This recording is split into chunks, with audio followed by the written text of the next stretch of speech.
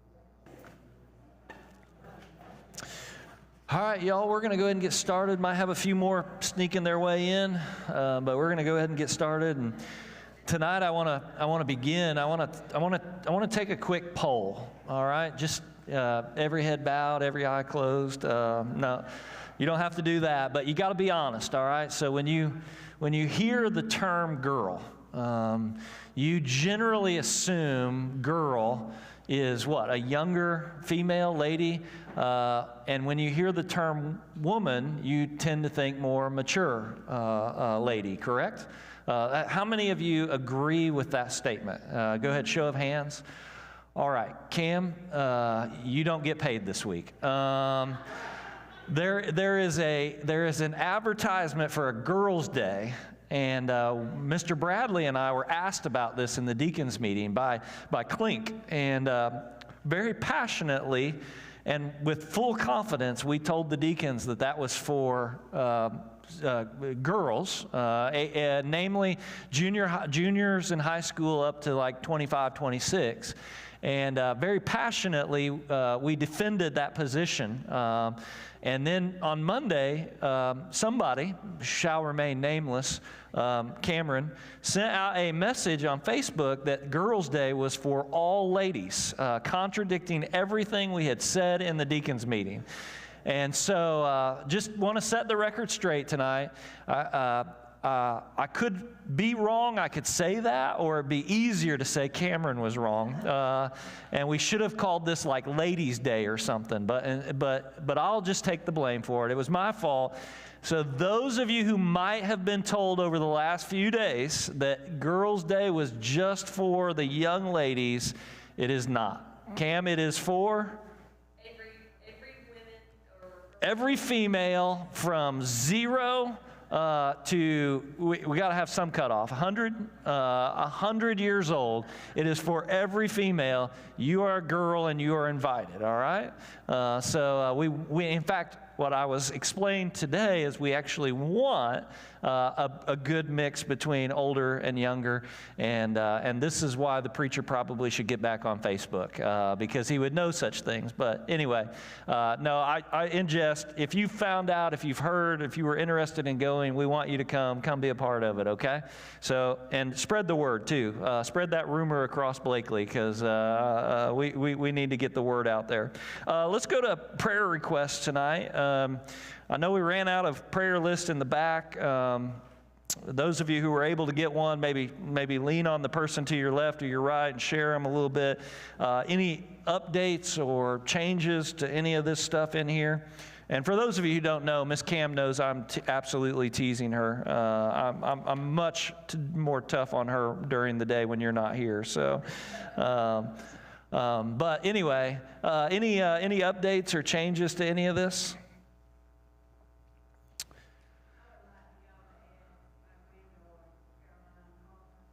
We can do that.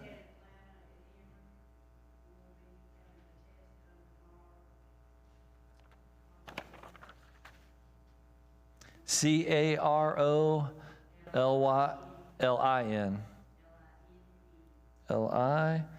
LINE. Got it. Thank you, Miss Gail. What else?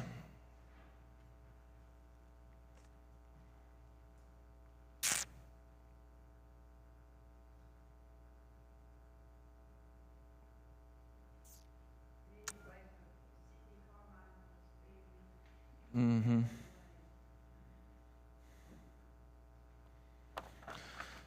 Yep.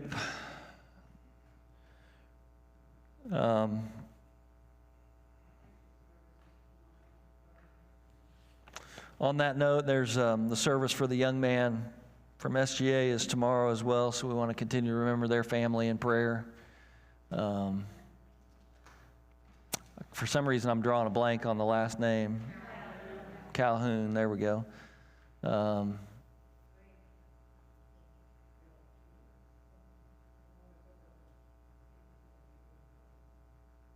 believe that service is 9, 11.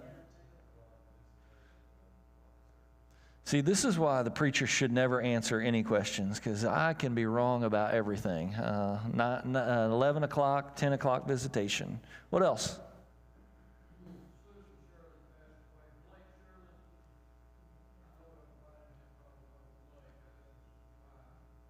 How you spell that one?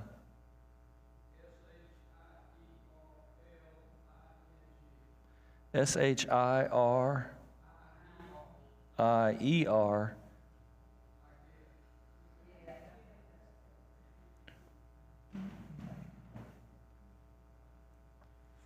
Miss Ashton's never going to be able to read my handwriting.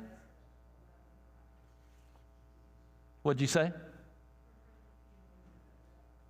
11 on Friday.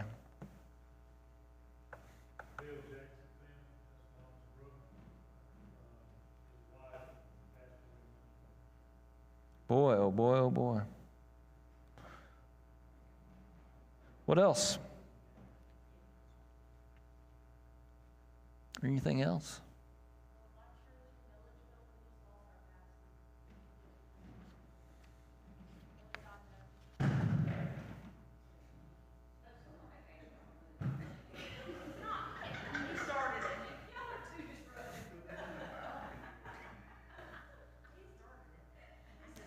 Aubrey, would you get her under control over there? I know it.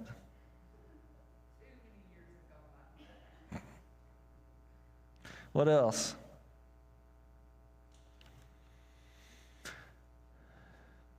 Anything else? Y'all can remember me. I've got a bunch of traveling to do. I'm going to take off tomorrow night about 7 o'clock and go preach at a conference in Ohio on Friday, and then try to catch a plane and get back here Saturday, and obviously be with us for services on Sunday. And then next week, Miss Kelly and I are going to celebrate. I'm going to celebrate 20 years of bliss. She's going to celebrate 20 years of bondage.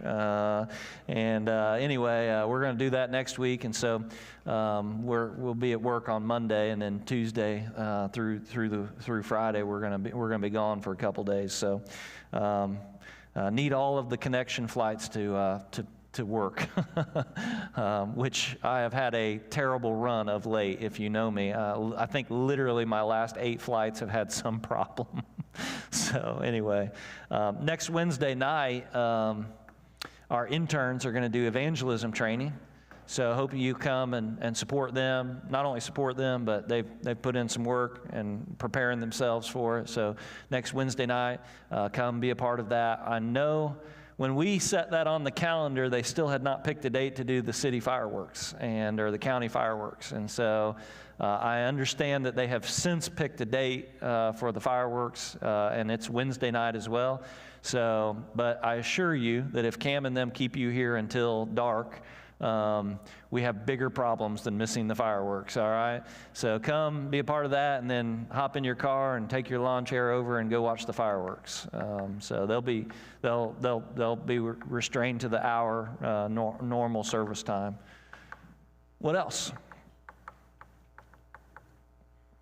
What else? I'm not going to put it on the prayer list, but Miss Alicia, has she gotten word yet? Is she going to go home tonight, or?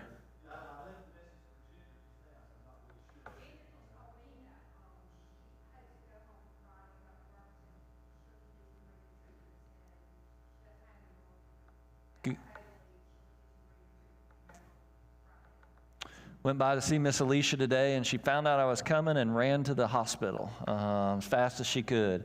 But yeah, she was great, good spirits. Other than the doctor came in and said, "Miss Alicia, you've got to stop talking." So anyway, but that's good. That's a good report. She doesn't have pneumonia. What else?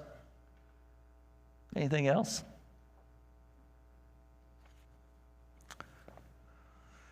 All right, let's have a couple of moments of prayer, and then we're going to dive into our Samson study tonight, and we're going to pick up in chapter number 14 of Judges. Who wants to lead us in a prayer? Anybody? Got any volunteers? Anybody at all?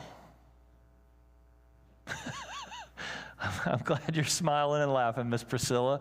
I almost took that smiling face as a volunteer, but I see a hand coming up over here. Thank you, Mr. Ronnie. Lead us in prayer.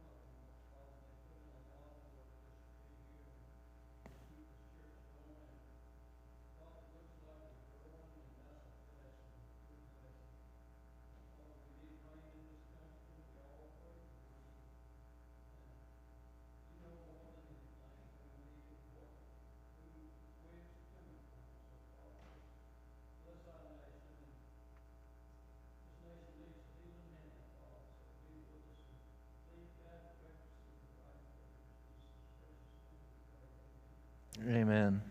Yeah, let's turn to Judges chapter 14. On that note of that prayer, I was visiting with Jerry and Miss Sherry today, and the topic of interns came up briefly, and I do want to say a special word because I pick on them an awful lot, but man, thank you, church, for investing in the next generation.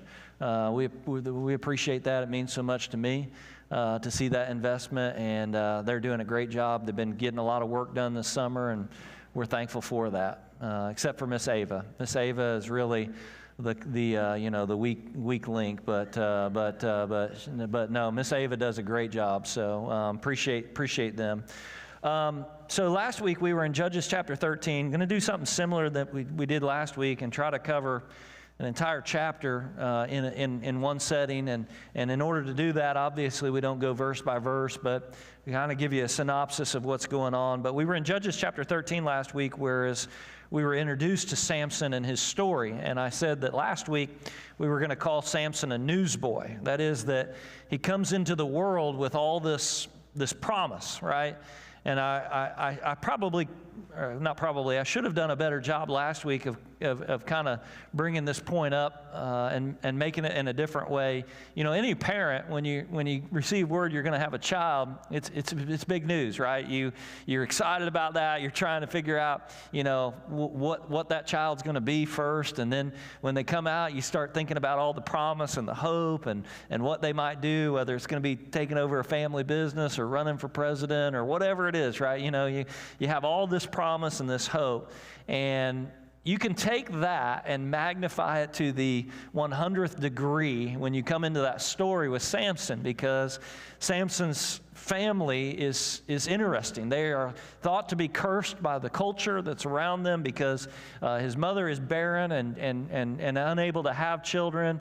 And yet, when the day comes and she finds out that she's pregnant, this event is so monumental that it's not announced by, a sonogram. It's not, or an ultrasound. It's not pronounced by, the mother just waking up and realizing she's pregnant. It's not announced even by an angel. What we learned in Judges chapter 13 is that Samson's birth is actually announced by Jesus Christ himself, a pre-incarnate appearing of Jesus Christ, and that's a big deal. I mean, Jesus attending the reveal party is a big deal. I mean, that's something, right? And not just because it's Jesus coming and revealing this reality, but because of what Jesus says Samson is going to do, and that is that Samson, he says, is going to begin to save Israel from the hand of the Philistines, a people who had persecuted these folks since they had come into the promised land, who had been a constant thorn in their side. God is essentially saying, I'm going to bring that to an end, and Samson's going to be the first step in that process. He's going to be unto you a deliverer. And so his birth is a newsworthy event, and so we called him a newsboy. He was born literally with the world in the palm of his hands. Every opportunity to be successful, every opportunity to be faithful to the Lord, faithful parents, as we're going to see in chapter 14 today, with all of the promise. I mean, every opportunity is in front of him. And that's why we left off last week by saying that his story is really both exciting, it's hopeful, and at the same time it's a warning, because on the one hand, it's very hopeful because we can see how God has a purpose and a plan in every life. And the story of Samson reminds us that God has a purpose and plan in us. But it's also a warning because it reminds us that no matter what our beginning is, doesn't necessarily mean that's what our life is going to be or what the end of that life is going to be. You can be born into a family and have the world in the palm of your hands and everything get really messed up, or you can be born into a family where you have nothing, where there's no opportunity, in fact, where there are a lot of disadvantages, and God can still use you. And so it's both a hopeful reminder of God's purpose and plan and working in lives, and at the same time, it's a warning that just because you have all of the right opportunities doesn't mean that success is inevitable. When we come to Judges chapter 14, what we're going to see today is that we already know how Samson's life ends. We're having a discussion about how he got there. And so what we're going to begin to see today in Samson's life is that he was a man whose life was just really a list of unaccomplished talent. He was a man whose life reflected all of the opportunity in the world, and yet he did a number of choices. He made a number of choices to never seize that opportunity, and so he had unrealized potential. While he held that world in the palm of his hands, compromise and continual compromise is ultimately going to be his demise, and that begins early. It doesn't begin with the compromise that he's going to make much later in his story with the infamous lady by the name of Delilah on that fateful night where he told her the secret to his strength and his power. What we're going to see tonight in Judges chapter 14 is really the compromise in his life begins at a much early stage, and Delilah was merely the culmination of all of that.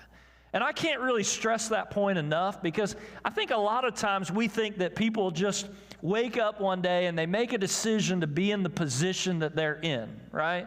And the truth is that it is rarely that simple. Very few people get up and say, I think today I'm going to be a drug dealer, or today I'm going to murder somebody.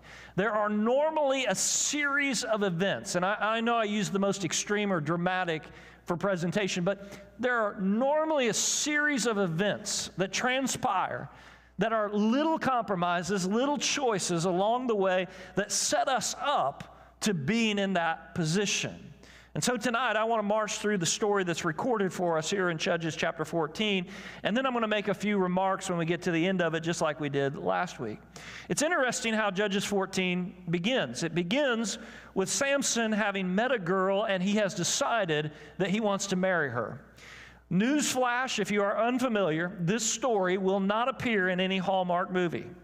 It is not going to be the wild romance and wonderful story of a knight appearing on a horse. None of that is about to happen.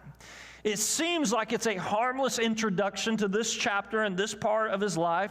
And after all, there was nothing about chapter 13 that would tell us that he shouldn't or couldn't marry. Being a Nazirite didn't prevent somebody from being married. There were rules and stipulations regarding cleanliness and purity, and he had been set apart by God, but there was nothing that was preventing him from being married. And in fact, in an age and a culture that loves the celebration of love, it seems even more harmless, because after all, how can you help who you love? This may be harder for some of us than others, but take your minds back to those high school years. Everybody remember your first love? Sterling does. I appreciate that. The rest of y'all are looking at me like, please, let's not go back there, all right? But you remember your first love? Like, the first girl I love's probably the wrong term, but the first girl I really, really liked, I dated her for like 16 months in high school. And my mom hated her from day one. I mean, day one. This girl was going to wreck her precious golden child, and could not stand her. And I can remember being there as a high schooler and saying, well, Mom, what am I supposed to do? I can't help the fact that I love her, right? All right, transport yourself back to that moment. We all had it. Miss Kelly has had it for the last 20 years. I cannot help, right? I wish I could have made a different choice, but I cannot help it. Transport yourself back to that moment and put yourself in Samson's shoes. He has fallen in love with a beautiful girl. And I can just imagine the conversations as Judges 14 unfolds. Because in verse 2, he comes to his parents and he tells them that he has met this beautiful daughter of the Philistines at Timnah, which was a bustling Philistine city. And he says that he wants his parents to go down and to make arrangements for them to get married. In fact, in verse number 2, his father responds with this: "Is there not a woman among the daughters of your relatives or among all your people that you must go and take a wife from the uncircumcised Philistines?" That question, that statement from his dad is going to set the stage for everything that transpires in Judges chapter 14. it shows us that his father and mother knew that what he was about to do was a really, really bad idea. Now, I find that fascinating because if you'll do a little bit of research, what you'll find out is that of all the people that God had told the people of Israel that they could not marry, the Philistines were not one of them. We think about the Philistines as the enemies of God, and we know that they were, and they were used at different times by God to discipline his people, and they were a constant thorn in the Israelites' side. And yet, there were 7 nations, as the people were led into the promised land, there were 7 nations that God told his people that they could not intermarry with, and the Philistines were not one.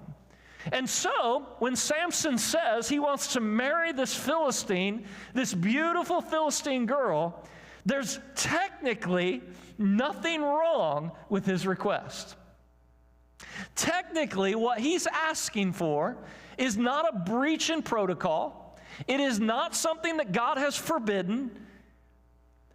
But have you heard it said, all things might be lawful to me, but not all things are profitable? There's a difference sometimes between what is legal and that which is wise. And the question from his father and mother are asking in this moment was basically saying to Samson, we understand that marrying a Philistine is permissible, but this is a really bad idea, son. In fact, the father calls her a member of the uncircumcised Philistines. That's basically a derogatory way of saying she is not one of us. She is not one of our people. She is not the right kind. In fact, he's essentially pleading with Samson to find a good Jewish girl to marry. And the reasons that he would have done so were probably pretty simple, weren't they? The Philistines were the enemy of God. They did not worship the same God as Samson. They did not have any respect for the Jewish people. They wanted to conquer them. They wanted to be over them. They wanted to lord them. They certainly didn't wish them any good. And so in simple terms, mom and dad know that what Samson is about to do is marry a woman who has a completely different worldview than Samson has. And Samson's parents know that that's going to eventually spell trouble. After all, God has said that Samson has been set apart to deliver Israel from the Philistines, and now Samson says, but I want to marry one. Verse number 3, Samson gives an interesting response. He says, get her for me, for she is right in my eyes. Watch that response. I want you to notice, first of all, the way he talked to his father. His dad says to him, Samson, is there not a pretty Jewish girl that we could marry? This is not a good idea, buddy.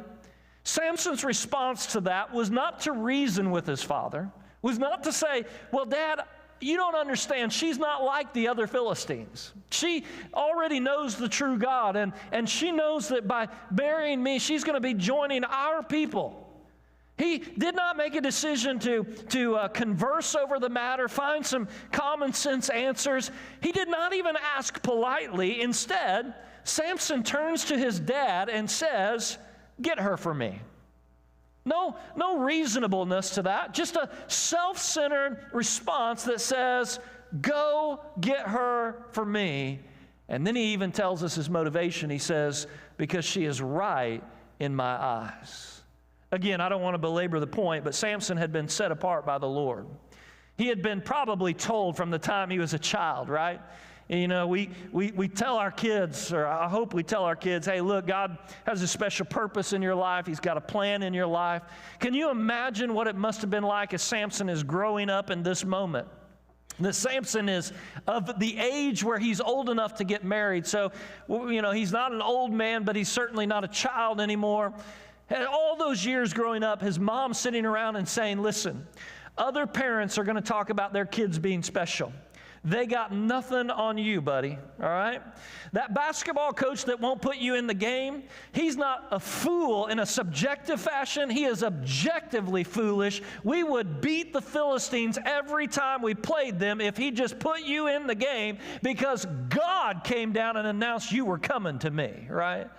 I mean, you can imagine mom and dad raising him up and saying, you need to understand God has a purpose, has a plan in your life. That purpose, that plan is to deliver this nation from our enemies. You're going to be stage one, front and center, buddy. I need you to grasp this, understand it. And with that upbringing and with that being raised up, Samson should have had a great relationship with the Lord. He should have recognized that if God took time to come down from glory and announce that he was coming to set him apart from his time he was conceived, even before his conception, that God must have some great plan for him, and therefore he must have a great relationship with God. And if you have a great relationship with God, your motivations, your mindset is supposed to change. Preacher talks about this all the time, about being faithful.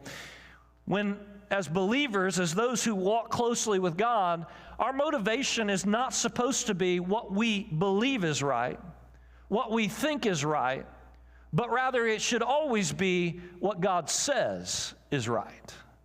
Samson's motivation should have been, go get this woman for me because this is the woman God created for me. Instead, he demands his dad go get him, and he says, because I want her. Essentially, she is right in my eyes. Verse number 4 tells us that all of this was ultimately from the Lord. I pick it up there and it says, now his father and mother did not know this was from the Lord, who wanted the Philistines to provide an opportunity for a confrontation. I love that translation because what it tells us is that even in the wickedness of Samson, something is going on behind the scenes. I want to be clear. When the writer says that this was all from the Lord, he doesn't mean that God was condoning the bad behavior of Samson. He was not saying that this was in Samson's best interest or it was the intended best. But what the writer is telling us is that even in Samson's sinfulness, God was still sovereign.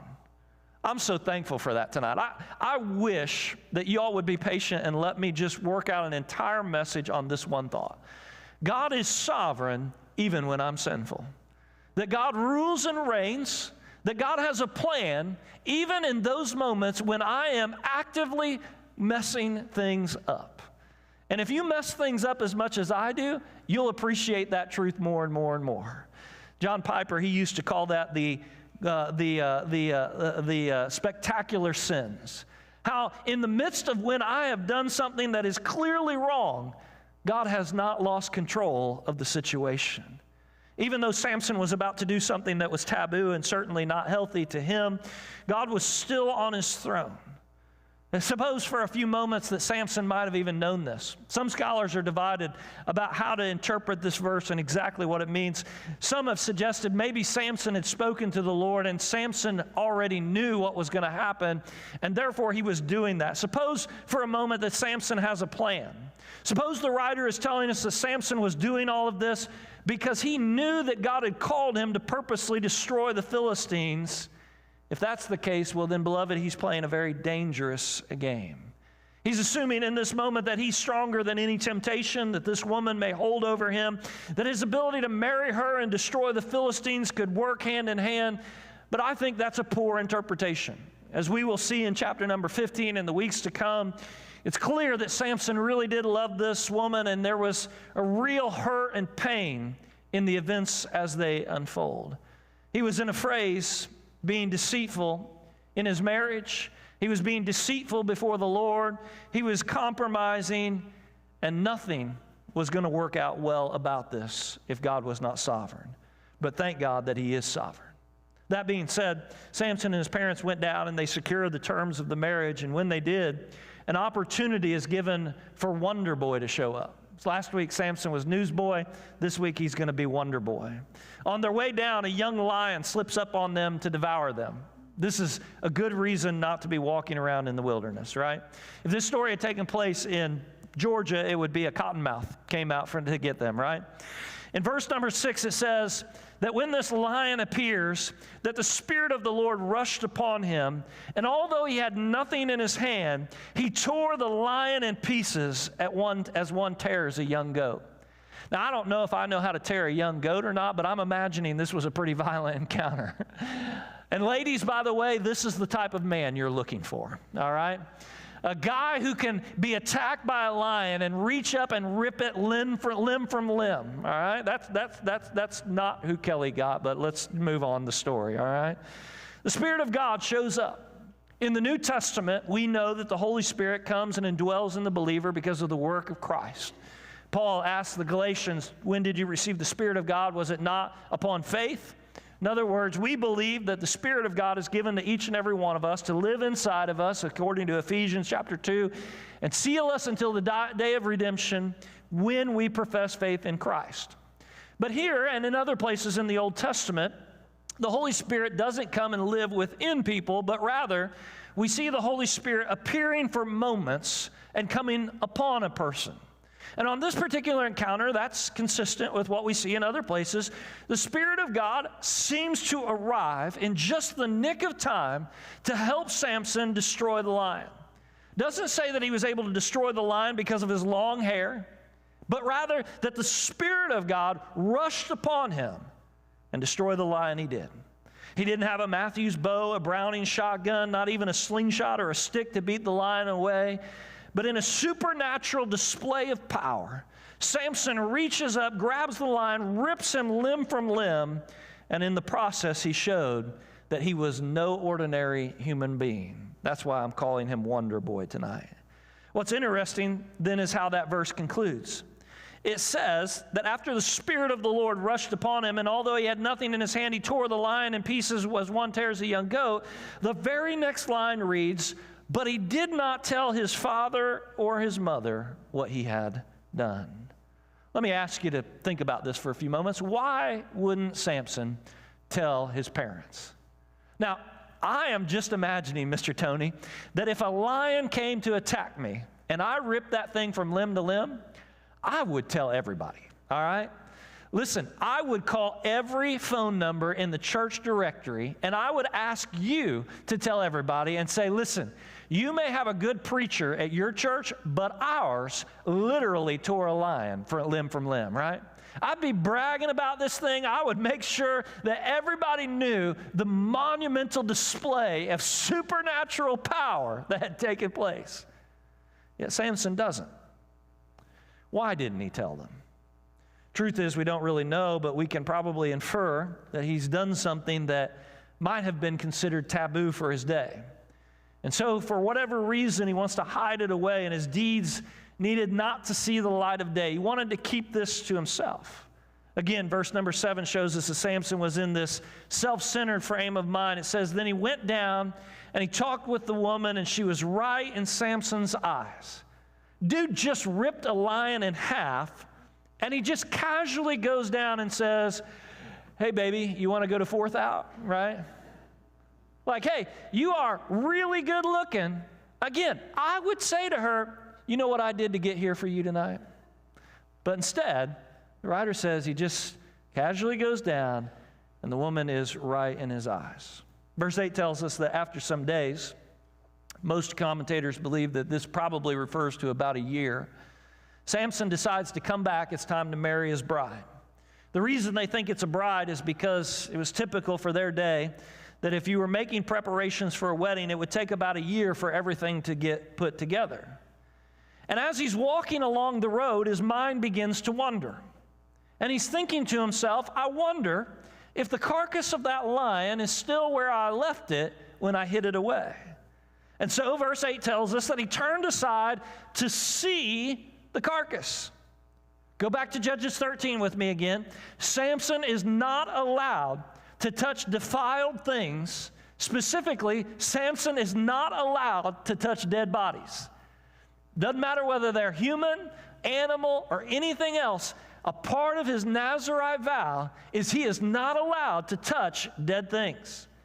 So, we can see a compromise that's about to happen, can't we?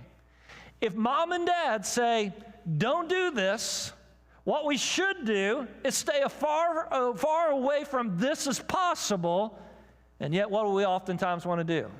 It's like not just kids. I mean, we show up at a place and they got a sign on the wall that says wet paint, don't touch. What's the first thing most of us do? I want to know if it's still wet, right? going to put my hands on it. I'm going to touch it, see if it's really still wet. It's interesting that the writer says that Samson decides to see. It's almost like the writer's trying to infer and show us. Samson's like, well, I know I'm not supposed to touch a dead body, but as long as I stay away from it a little ways and just look, it's probably okay. In fact, I think he probably did justify it that way in his mind. But then all of a sudden, he gets over there and he takes a look and he notices something. There's a hive of bees. You know the story. They've made their home in one of the pieces of the lion. And Samson, being a good Baptist and refusing to pass up a meal, could not refuse that opportunity for some honey. And so what's he do? He goes over to take that hive of bees out. Now, I want you to stop. Think about this. You've heard this story before, but I want you to think about the decision that he's making. To go and retrieve those bees is a painful decision. Anybody ever messed with bees? Of course, right? Seen somebody mess with bees? Listen, they typically do not like you coming and grabbing their hive and stealing their honey, right?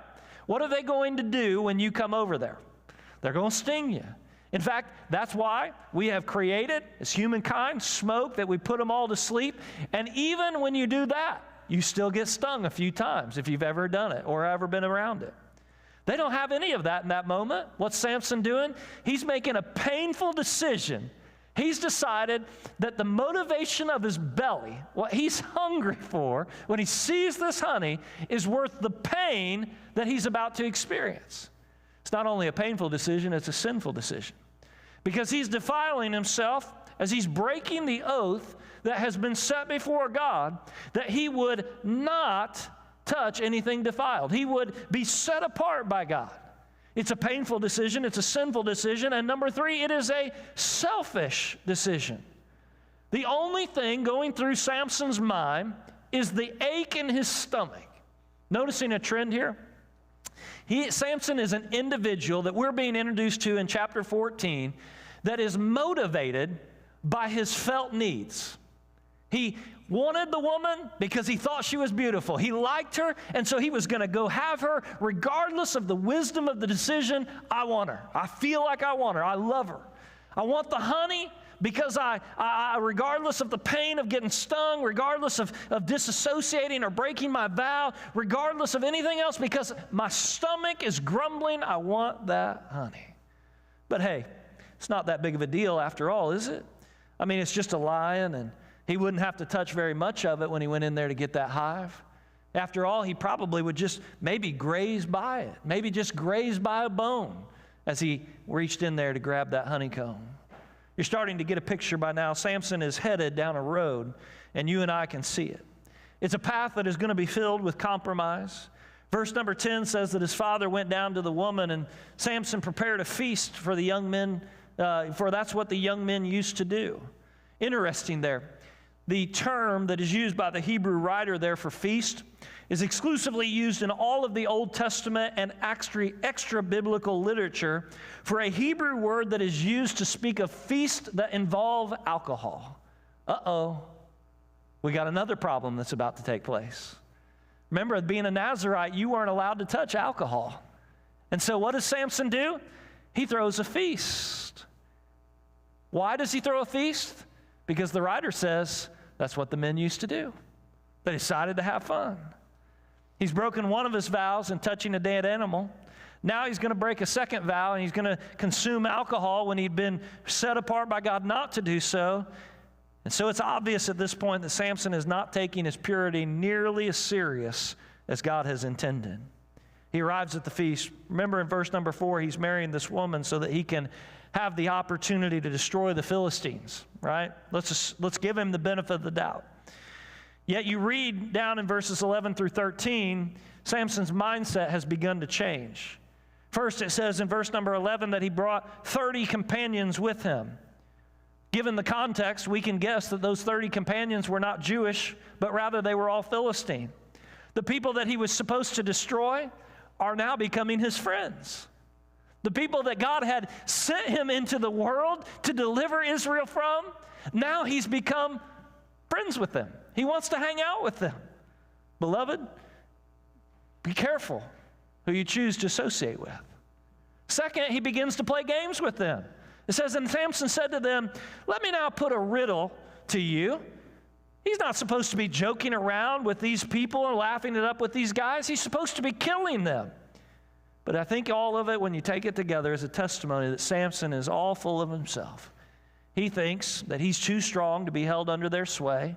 He thinks himself much smarter than they are. He looks at them not as enemies who needed to be delivered to death, but rather as toys in a box that can be played with.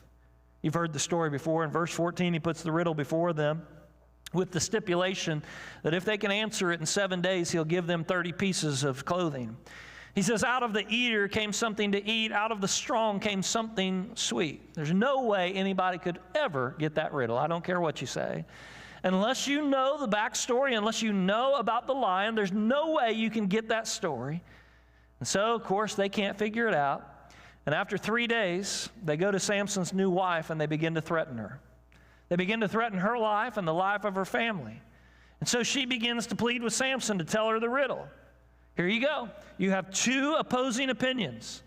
His was on the destruction of the Philistines, probably including her family. Hers was on love for those people that were about to be destroyed. The question is, who's going to win the day? She presses him for 4 days, day and night. She cries and she continues to beg him for an answer. And finally, on the 7th day, he tells her the answer. What does she do? Well, immediately she runs off and she tells the Philistine men, and they have Samson over a barrel, so to speak. They tell him the answer, and Samson says to them in verse 18, if you had not plowed with my heifer, ladies, isn't that romantic? If you had not plowed with my heifer, you would not have found out my riddle. And then he goes down to another Philistine village and he slaughters 30 Philistines in a rather undramatic fashion to pay off his debt. There's chapter 14 for you. Here's my observations. What does that story teach us? Well, first, I think there are a lot of possibilities, but for the sake of time, I'll make them 3. The first would be that it appears in some ways that Samson may have been, at least in part, the product of absentee parenting. That's not what I thought he was going with this. Let me say it again. I think Judges 14 shows us that Samson might have been the product of absent parenting. I've got some young parents in the room. I want you to listen closely to what I have to say. Samson is a man at this point in his life. I want you to know, as parents, your kids are going to grow up. My kids are going to grow up. They're going to have to give an account before the Lord for the decisions they make, for the people they become. That's part of it, right?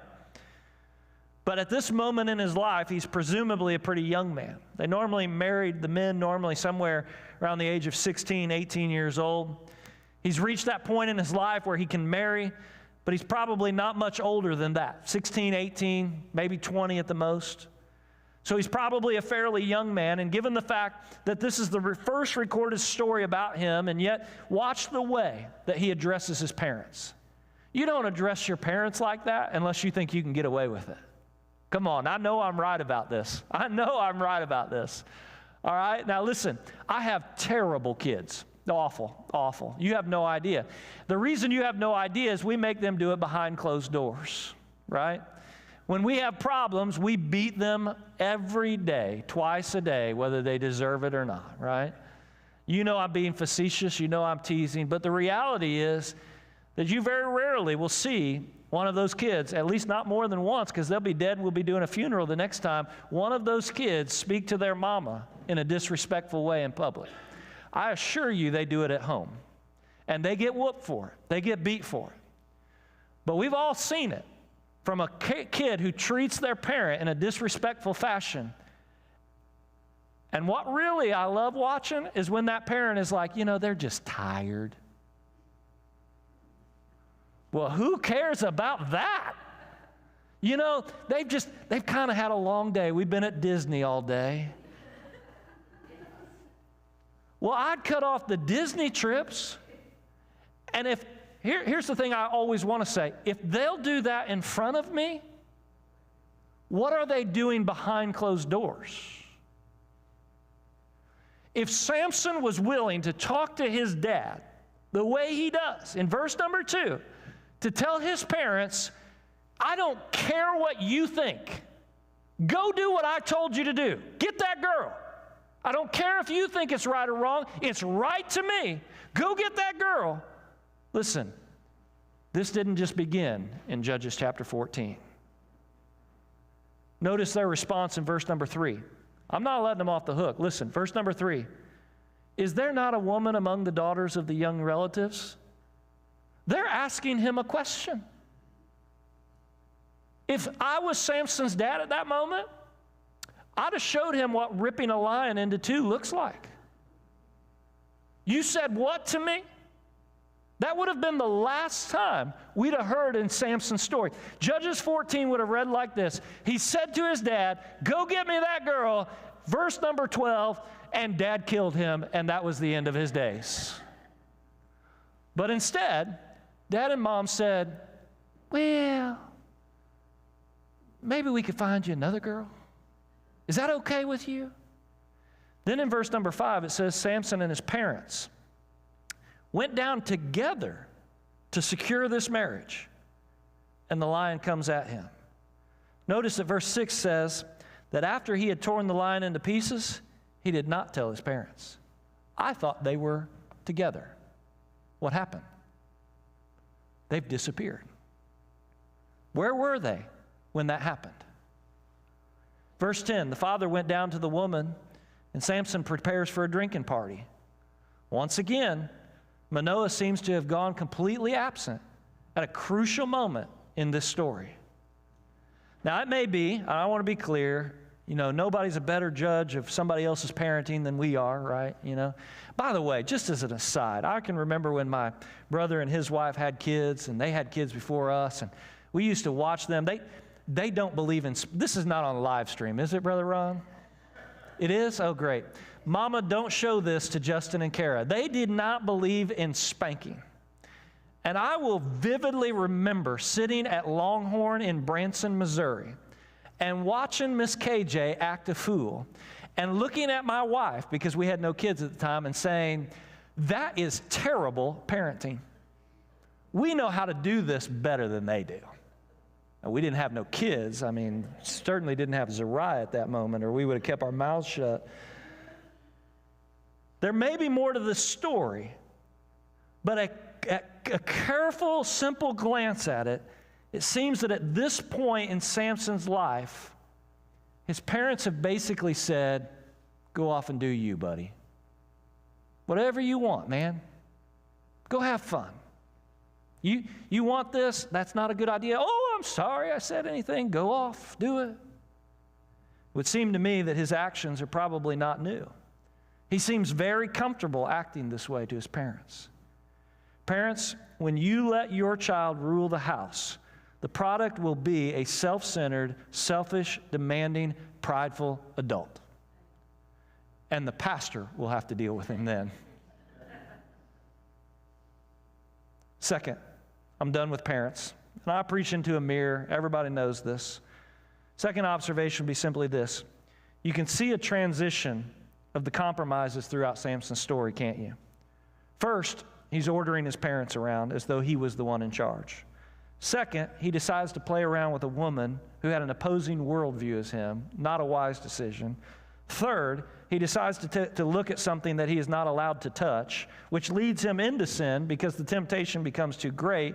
Fourth, he decides to break his purity in regards to alcohol by throwing a feast. Fifth, he starts toying around with sins and those that play with sins, and he starts playing around with the Philistines, the people he was created to destroy. And the simple conclusion is that Samson is headed for a nasty fall.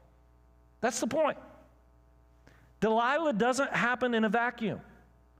You can predict what is about to happen all the way back here early on in his life. This was so predictable. And the reason his life would be ultimately destroyed is because from day one, it appears that he did not take his purity nearly as importantly, nearly as seriously as he should have. He thought that he was too strong, too wise to fall into the hands of the Philistines. And pride always comes before the fall. Third, verse number 20, there's an interesting statement. Remember that all of this was about a woman that Samson just had to have. He couldn't possibly have another woman. There was nobody as beautiful as her. And Samson's wife was given to his companion who had been his best man, we are told in verse number 20.